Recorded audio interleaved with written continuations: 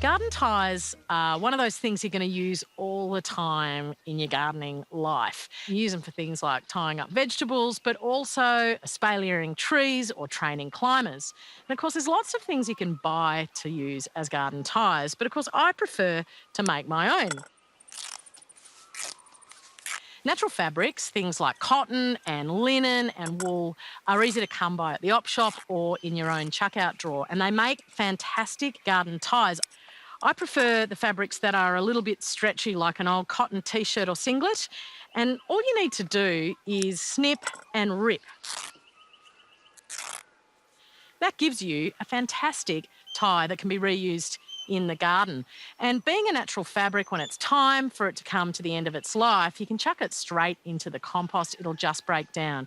But I've got one other little tip to make sure you get the most use you can out of this tie. Whenever I'm tying anything up, I like to do a figure of 8, so I'm putting it around the frame and crossing it over and then around the stem. So that means you're not pulling the plant straight against that metal frame. You give it a bit of movement. And then I do a granny's knot, which is just gorgeous basic knot.